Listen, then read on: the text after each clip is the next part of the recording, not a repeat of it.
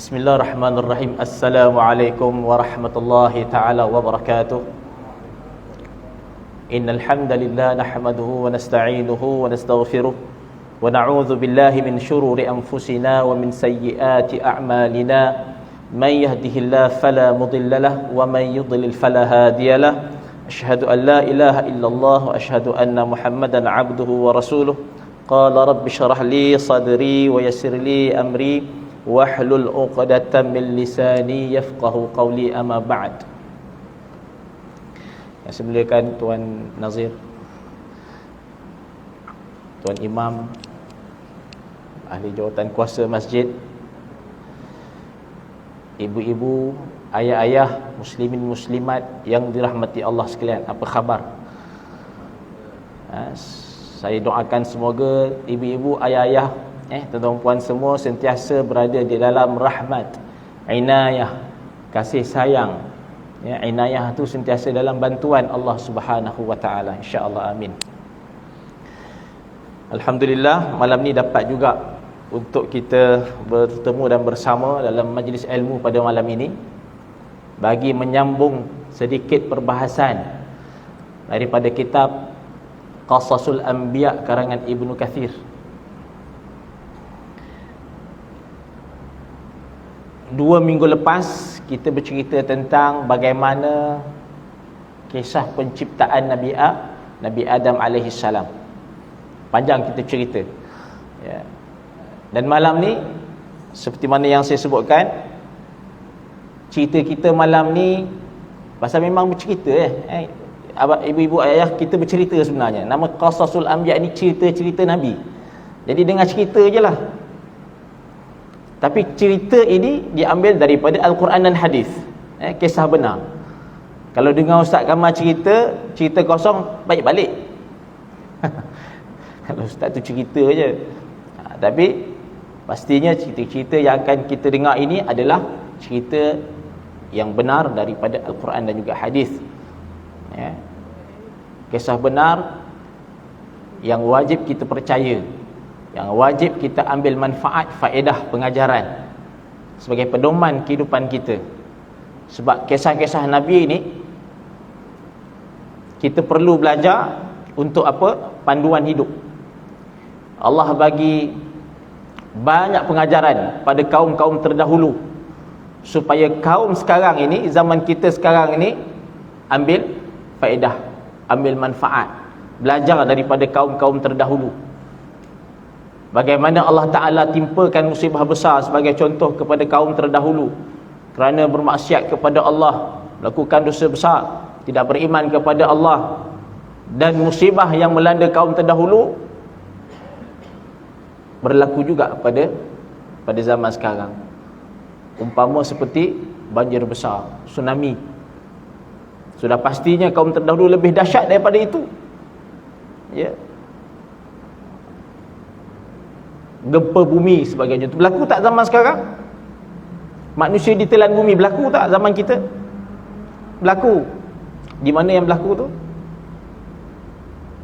Di Indonesia kan, Kalimantan, Sulawesi. Manusia ditelan bumi. Bumi itu merekah, ya. Manusia berada di atasnya, tenggelam masuk ke dalam. Kita ingat musibah ni berlaku pada zaman umat terdahulu sahaja. Rupanya Allah Ta'ala nak tunjuk juga kepada kita. Dan banyaklah lagi pengajaran-pengajaran yang wajib kita ambil, kita terima, untuk kita jadikan sebagai panduan dan pedoman kehidupan kita. Jadi pada malam ini kita sambung dialog Nabi Adam dengan Nabi Musa alaihi salam. Macam mana pula ada wujud pula Nabi Musa ni? Pada zaman Nabi Adam sajalah, dan juga Sayyidatuna Hawa. Dan bagaimana dialog ini boleh berlaku, boleh wujud dengan Nabi Musa alaihi salam. Jadi hadis yang kita nak baca ni, jadi malam ni kita ambil manfaat daripada satu hadis sahaja. Hadis sahih yang diriwayatkan daripada Imam Bukhari. Hadis yang ke-3157. Saya bacakan hadisnya. An Abi Hurairah qala qala Rasulullah sallallahu alaihi wa alihi wa sahbihi wa baraka wa sallam. ihtajja Adam wa Musa faqala lahu Musa anta Adamul ladzi akhrajatka khati'atuka minal jannah faqala lahu Adam anta Musa alladhi astafaka Allah birisalatihi wa bikalamihi thumma talumuni ala amrin qaddara alayya qabla an ukhliqa faqala Rasulullah sallallahu alaihi wasallam fahajja Adam Musa marratain.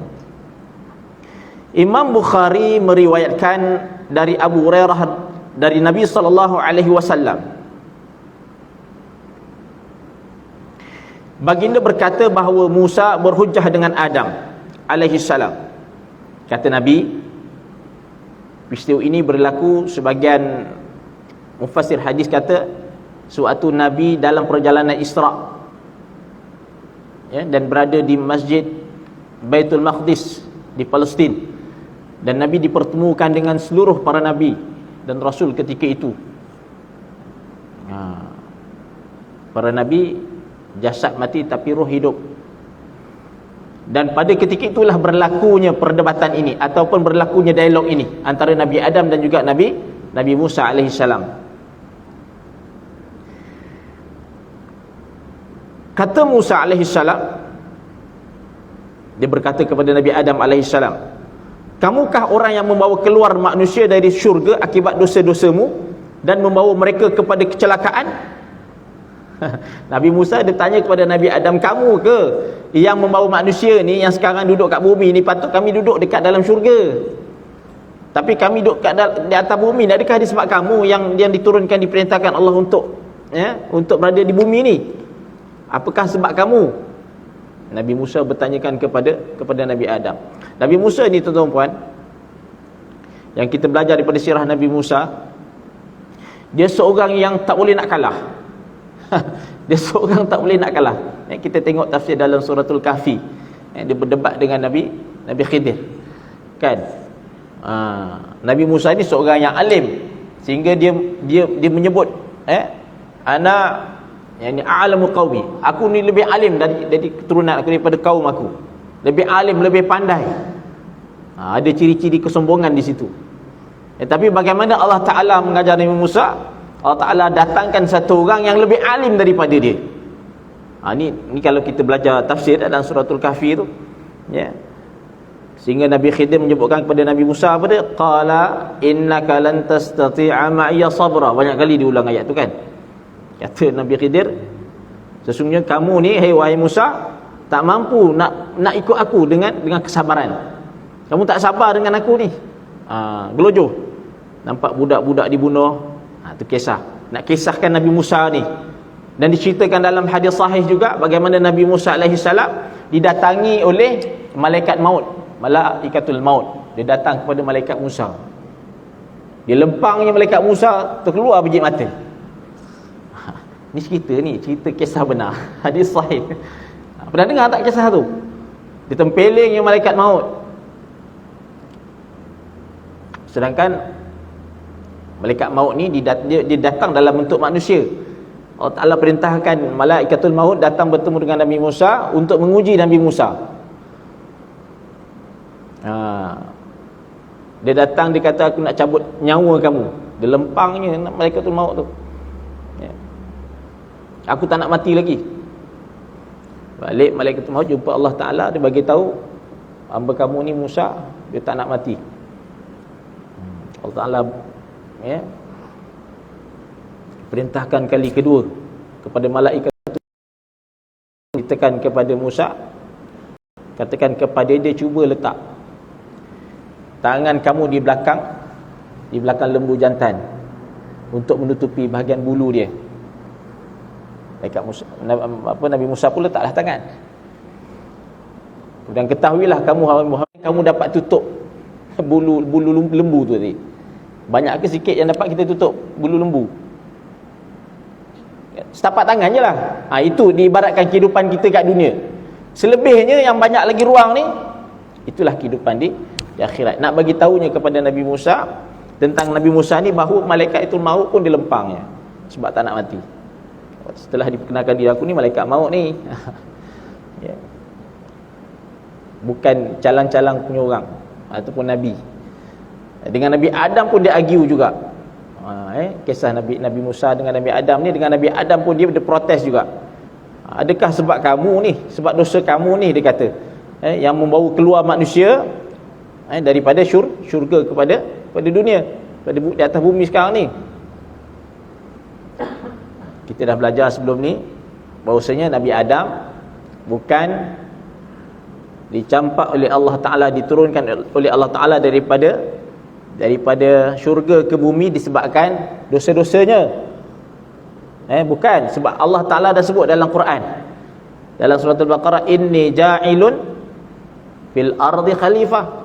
Allah Ta'ala terang-terang dah sebut, sesungguhnya aku menciptakan di atas muka bumi ini Adam itu sebagai seorang khalifah. Memang nak dijadikan Adam itu untuk berada di bumi, bukan dicampak disebabkan oleh dosanya kerana makan buah khuldi tadi. Jadi macam kita lah, ya. Kalau kita sekarang ni pun, kalau kita duk fikir, kenapa kita dijadikan hidup kat dunia ni, ya? Kalau Adam lah tidak berbuat dosa, ya, tidak memakan buah yang dilarang oleh Allah Ta'ala, tidak terpedaya dengan pujuk rayu syaitan. Syaitan kata, "Hei Adam, kalau kau makan syajaratul khuld ini, pokok yang bernama khuld ini, kamu akan kekal dalam syurga sebagaimana malaikat yang lain." Dia terpedaya kat situ. Kalau tak terpedaya, maknanya kita kekal dalam syurga. Itu anggapan manusia kita hari ini. Begitu juga Nabi Musa, dia berfikir sedemikian. Kalau tak kerana peristiwa itu, sudah pasti seluruh manusia akan berada di syurga Allah. Jadi apa jawab Adam? Adam menjawab, "Wahai Musa," dia balas balik, "kamukah orang yang dipilih Allah dengan risalah?" Apa risalah yang diturunkan kepada Nabi Musa? Taurat, ya. Alhamdulillah, kitab Taurat diturunkan kepada Nabi Musa alaihi salam. Adakah kamu orang yang dipilih Allah dengan risalah yang diturunkan kepadanya, kitab Taurat dan kalamnya? Kenapa kamu mencela diriku kerana suatu perkara yang telah ditetapkan Allah kepadaku sebelum aku diciptakan, dan dia mentakdirkan padaku sebelum aku diciptakan? Mana seolah-olah Nabi Adam dia balas balik, kata menjawab balik apa yang diargue oleh Nabi Musa AS. Okey, baik, aku adalah memang manusialah yang diturunkan oleh Allah Ta'ala, ya, daripada syurga ke bumi Allah Ta'ala ni. Tapi apakah kamu ini juga adalah orang yang dipilih Allah, diberikan risalah dan kalamnya? Kamu mencela aku pada satu perkara yang telah ditetapkan, yang telah ditakdirkan oleh Allah untuk aku ni memang berada di bumi dah. Sebelum aku diciptakan lagi, kata Nabi Adam kepada Musa, memang Allah Ta'ala dah takdirkan aku, memang aku berada di bumi. Adakah itu pun kamu nak cela, kamu nak argue ataupun tidak puas hati?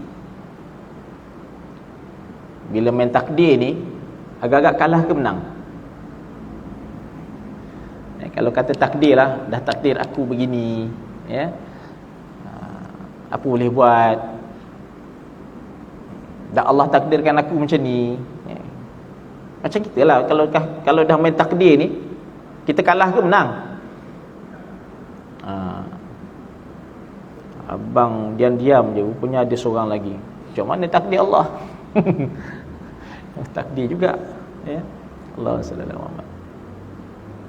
Takdir, tuan-tuan, dalam fahaman kita Ahlussunnah wal Jamaah ada dua bentuk takdir. Takdir mubram dan juga takdir muallaq. Takdir mubram ini takdir yang memang qat'i, tak boleh dikurangi ataupun ditambahi. Kalau itulah yang tertulis di Lauh Al-Mahfuz, maka itulah yang akan terjadi.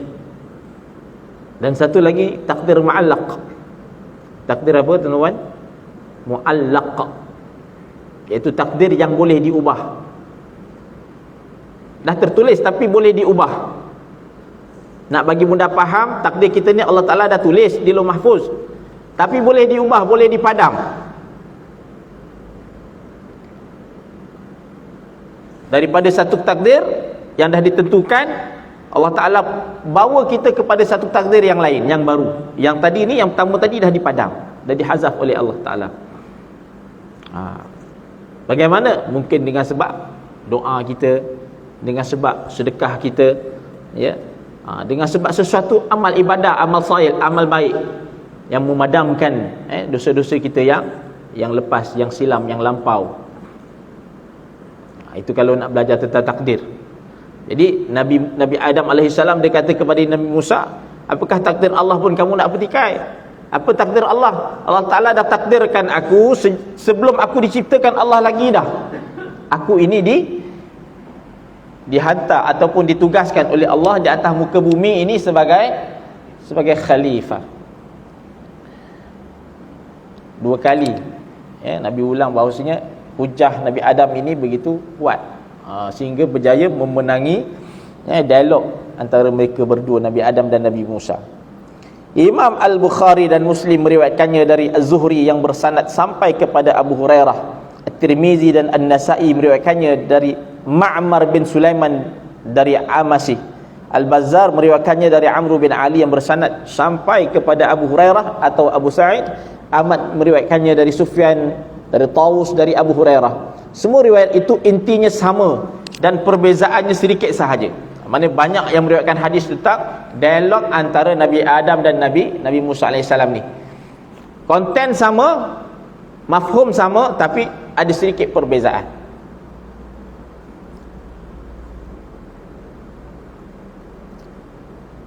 Abu Ya'la Al-Maushuli mengatakan riwayat yang didengar dari Umar bin Khattab radhiyallahu anhu dari Nabi sallallahu alaihi wa alihi wa sahbihi wa baraka wasallam, bahawa Rasulullah sallallahu alaihi wasallam berkata, sesungguhnya Musa alaihi salam meminta kepada Allah, wahai Tuhan, pertemukanlah aku dengan Adam yang telah membawa kami dan dirinya sendiri keluar dari syurga. Ini satu riwayat, ada satu kisah, ada satu riwayat, ataupun ada satu cerita yang Nabi Musa sendiri yang berdoa kepada Allah supaya dipertemukan dengan Nabi Adam alaihissalam. Maka Allah mempertemukan Musa dengan Adam alaihissalam. Musa berkata, ini satu lagi kisah yang sama, konten dia tu sama, tapi riwayat yang lain. Musa berkata, kamukah Adam? Adam menjawab, ya, aku Adam. Musa berkata, kamukah orang yang memperoleh peniupan roh dari Allah ke dalam dirimu? Lalu para malaikat diperintah bersujud kepadamu dan diberi pengajaran mengenai nama-nama semua benda. Dia tanya lagi Adam, apa kata Adam? Adam menjawab, ya, akulah orangnya. Musa berkata, apakah penjelasanmu atas perbuatanmu yang membawa kami dan dirimu keluar dari syurga? Nabi Musa minta Nabi Adam keterangan ataupun tabayun. Dia nak dapatkan tabayun daripada Nabi Adam. Macam mana ceritanya? Cuba cerita macam mana boleh diturunkan ke dunia ni. Lebih kurang macam itulah. Bahasa kita yang mudah faham. Nabi Musa minta Nabi Adam cerita balik. Kemudian Adam bertanya pula. Dia bertanya kepada Nabi Musa AS, siapakah engkau?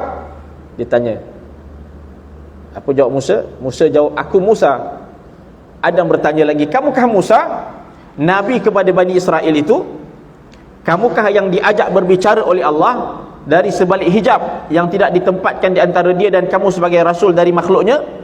Antara mukjizat Nabi Musa boleh berdialog dengan Allah. Musa menjawab, ya, akulah orangnya. Kata Adam, kenapa kamu mencela diri aku mengenai suatu urusan yang telah ditetapkan Allah sebelumnya? Rasulullah sallallahu alaihi wasallam berkata, dalam dialog itu Adam berhasil mengalahkan hujah-hujah Musa alaihi salam. Yang kita sebutkan tadi bahawa bila Nabi Adam mengatakan apa yang berlaku ini adalah sesuatu yang telah ditetapkan Allah, yang telah ditakdirkan Allah. Abu Ya'la mengatakan bahawa Muhammad bin Al-Musanna mengatakan riwayat kepadanya dari Abdul Malik bin Ash-Shabah Al-Musma'i dari Imran dari Ar-Rudini. Ini antara sanad hadis-hadis ini. Abu Muhammad mengatakan, aku yakin sekali bahawa Umar yang mula-mula menerima riwayat itu dari Nabi sallallahu alaihi wasallam. Beliau berkata bahawa Adam berjumpa dengan Musa. Kata Musa kepada Adam, engkaukah bapa kepada umat manusia yang ditempatkan Allah di dalam syurganya dan para malaikat disuruh bersujud kepadamu? Adam menjawab, wahai Musa, apa saja yang kamu temukan padaku itu sudah ditulis oleh Allah. Baginda akhirnya berkata, Adam berhasil mematahkan hujah-hujah Musa. Nabi mengulangi ucapannya sehingga 2 kali ini.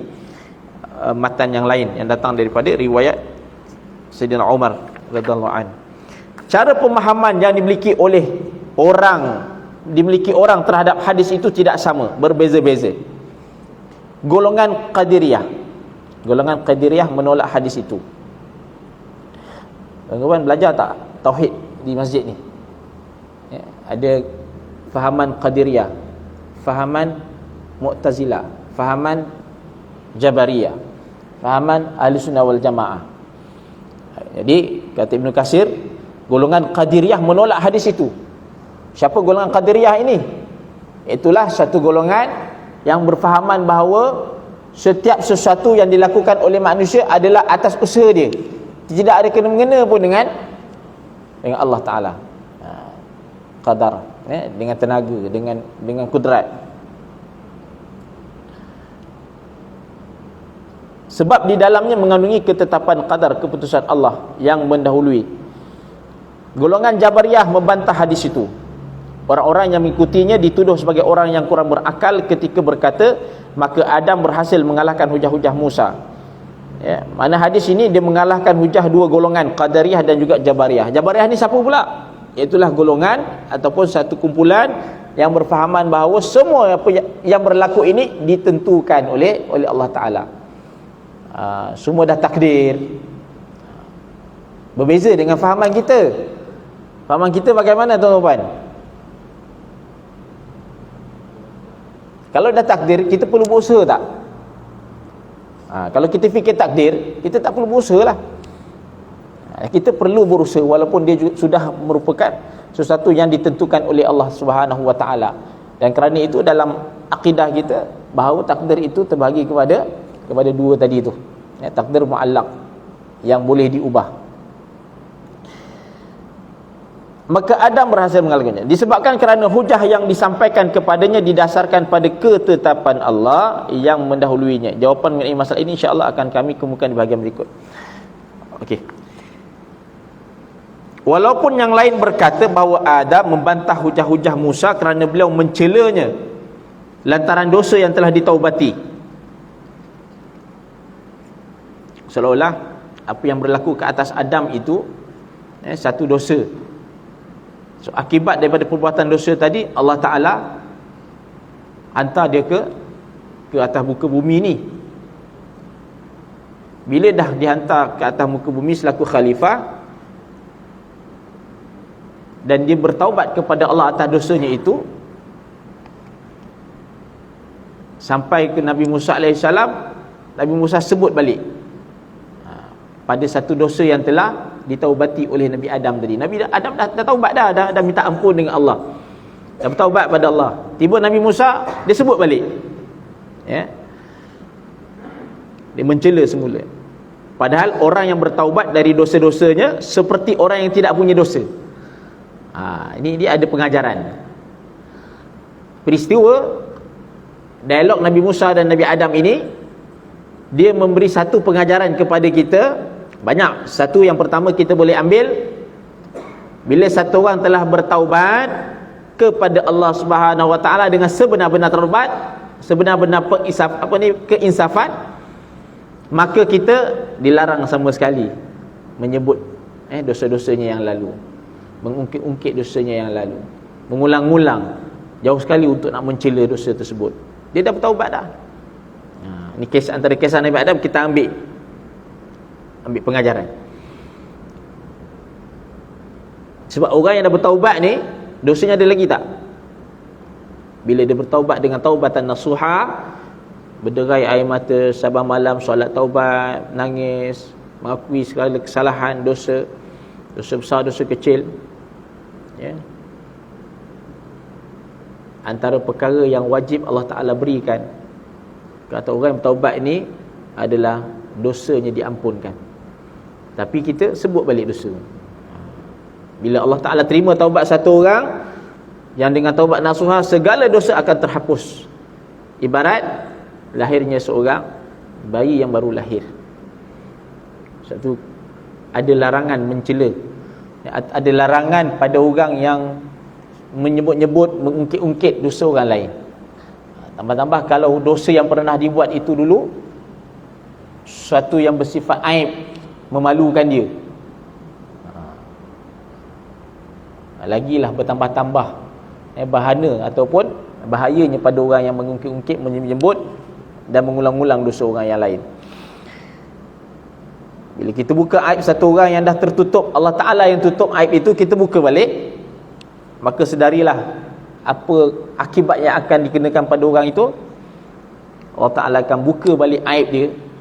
Yang membuka aib orang lain ni, aib dia sendiri Allah Ta'ala akan bentang seluas-luasnya sewaktu manusia berkumpul di padang mahsyar kelak. Na'uzubillah. Sebab tu kita kena tutup aib orang. Man satara, kan, barang siapa yang menutup aib seseorang, pasti Allah Ta'ala akan menutup aib dia di kemudian hari. Dah bertaubat, dah tutup segala pintu dosa yang pernah dilakukan suatu ketika dahulu, biar Allah Ta'ala terima, maka dilarang untuk kita membukanya.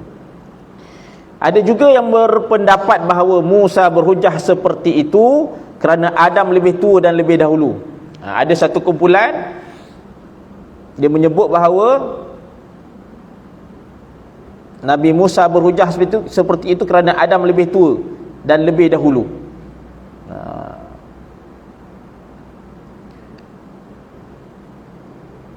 Kalau kita lah zaman sekarang ni,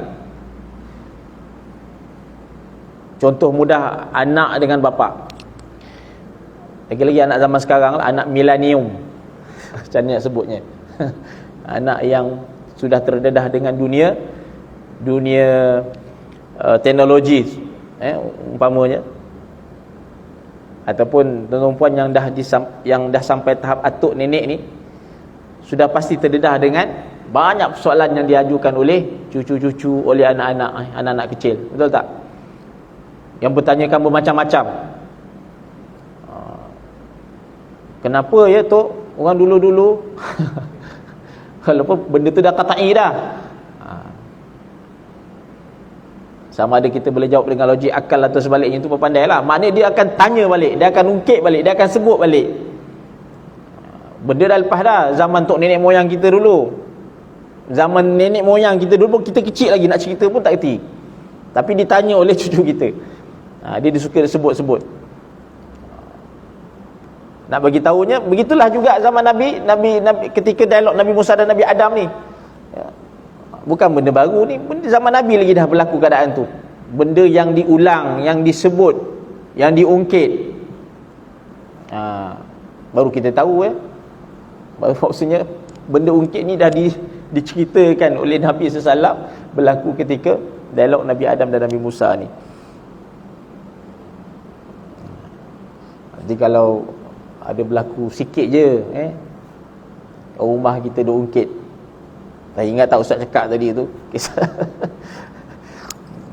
Nabi Adam, kalau boleh jangan ungkit.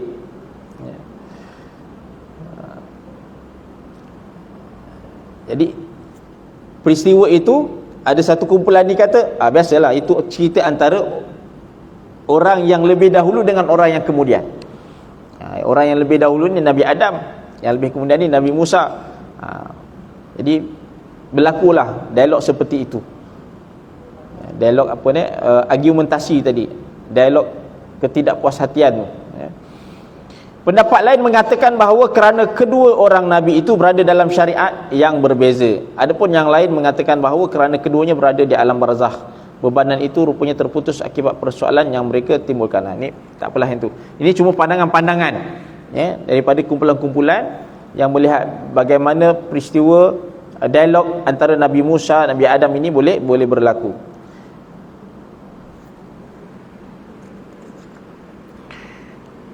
Baik, kita ambil istifadah ataupun ambil pengajaran daripada dialog antara Nabi Musa dan Nabi Adam alaihissalam ini. Apa pengajaran yang boleh kita ambil? Kata Ibn Kathir, pertama, bahawa Nabi Musa alaihissalam sama sekali tidak mencela tindakan atau kesalahan yang mana pelakunya telah menyatakan telah bertaubat. Sebenarnya Nabi Musa dia bukan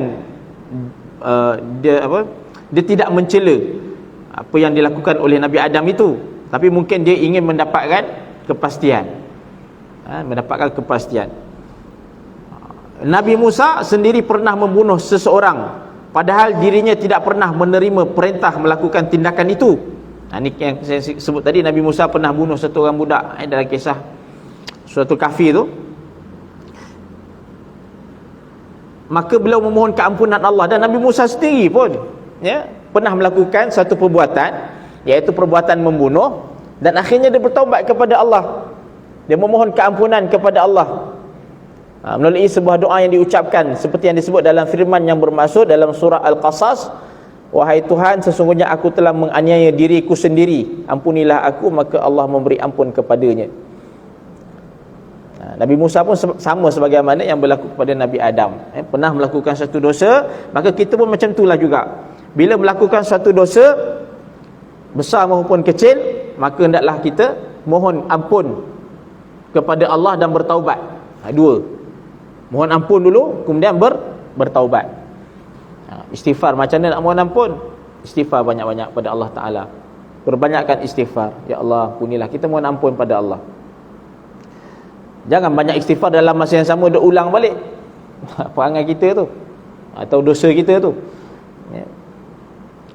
Dia mesti berlaku seiring, kedua-duanya sekali. Dalam pada kita beristighfar kepada Allah, sebagai Nabi sendiri pun Nabi SAW pun beristighfar kepada Allah. Ada yang kata 80 kali sehari, ada yang kata 100 kali sehari. Apatah lagi kita, lagilah kena perbanyakkan istighfar kepada Allah, pasal banyaknya dosa kita. Dalam masa yang sama, kita kena bertaubat dengan sebenar-benar taubat, dengan mendirikan solat sunat taubat, berinteraksi dengan Allah dalam suatu sujud terakhir tu, dengan sebenar-benar taubat, sehingga menitis air mata kita jika boleh. Yang ketiga, seandainya jawapan atas celaan akibat dosa yang dilakukan didasarkan pada takdir yang telah ditetapkan pada seseorang, tentu yang demikian ini membuka kesempatan bagi setiap orang yang mencelanya terhadap perkara yang dikerjakan dibantah dengan mengemukakan alasan kerana takdir. Kalau begitu, maka akan tertutup persoalan kisas dan segala peraturan. Andaikan ketentuan Allah, yakni takdir, boleh dijadikan alasan untuk berbantah, untuk berlawan, atau untuk nak bertegang urat hanya kerana takdir semata-mata, tentu setiap orang akan mengajukan bantahan terhadap segala perkara yang dilakukan, baik berkaitan dengan perkara dosa besar ataupun perkara dosa kecil. Jelas hal itu akan melahirkan suatu kebiasaan bagi seseorang untuk nak melakukan tindakan yang keji. Kenapa mencuri duit masjid? Takdir. Kalau semua dikatakan takdir, mudahlah orang nak melakukan kerja jahat ni. Pasal apa? Dia akan kata takdir. Berlaku tak kecurian kat masjid ni? Duit masjid, tabung masjid. Masjid Tanjung Karang tu kerap berlaku sebelum ni lah, So kalau kita berjaya menangkap orang yang mencuri tu, apa alasan dia? Takdir. Apa kita nak jawab balik? Seronoklah boleh melakukan perkara dosa, sama ada dosa besar maupun dosa kecil, kerana menganggap tindakan yang dilakukan itu merupakan sesuatu yang telah ditetapkan oleh Allah Subhanahu Wa Taala. Oleh sebab itu, ada ulama yang mengatakan bahawa jawapan yang dikemukakan Adam kepada Musa hanyalah suatu perbahasan yang didasarkan pada ketentuan terhadap musibah, bukan pada maksiat. Takdir itu berlaku ke atas musibah yang dilakukan. Apa musibah dia? Musibah dia bila dia makan, ataupun musibah kepada dia terpedaya dengan godaan jin, syaitan, godaan syaitan iblis supaya memakan buah daripada syajaratul khuld. Bukan pada pada maksiat. Maknanya Nabi Adam dihantar atau diperintahkan oleh Allah Ta'ala untuk ke bumi ini bukan sebab dosa dia makan buah syajaratul khulud tadi tu, ya, tapi musibah, kesan. Maknanya bumi ini bukan tempat dosa, maknanya siapa buat dosa dia hantar ke bumi, bukan itu, bukan sebab itu, bukan alasan itu, tetapi musibah ataupun kesan kepada apa yang berlaku pada peristiwa Nabi Adam memakan buah khuld. Okey, selesai cerita kisah Nabi Adam dan juga Nabi Musa alaihi salam.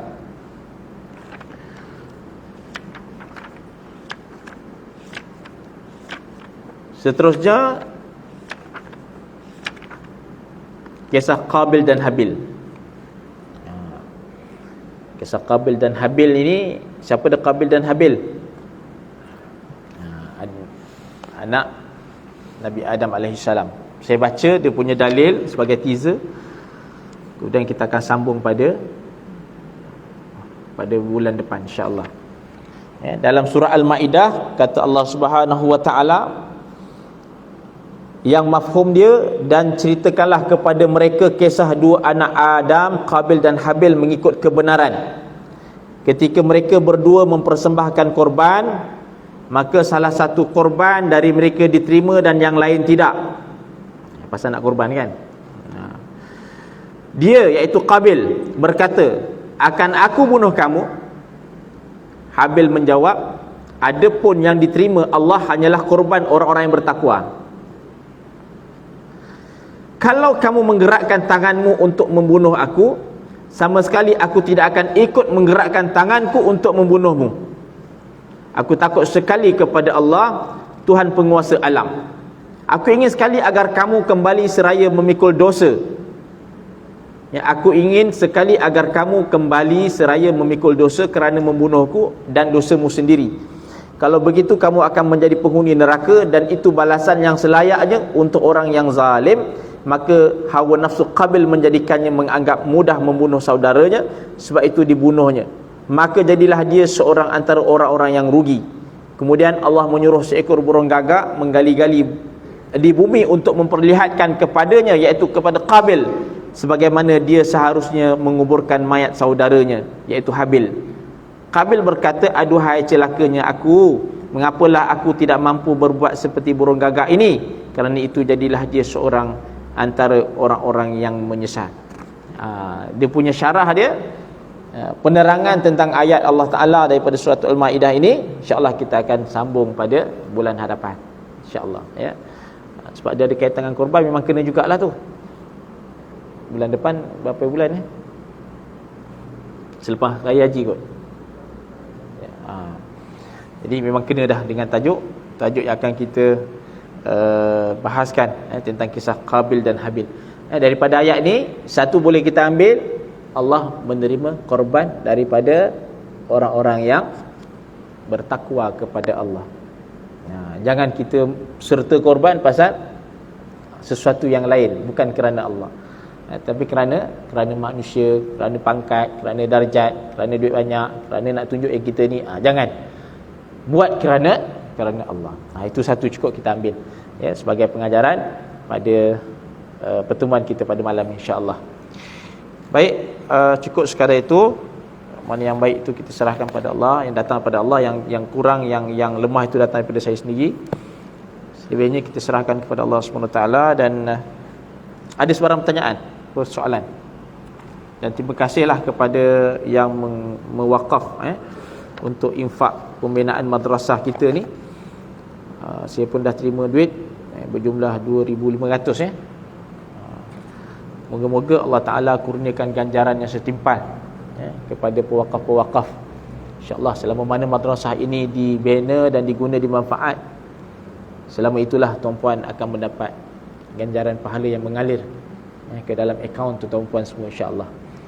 Baik, rasanya sekadar itu kita tangguh dengan tasbih kafarah dan suratul asr. Subhanakallahumma wa bihamdika asyhadu an la ilaha illa anta wa astaghfiruka wa atubu ilaik. Bismillahirrahmanirrahim.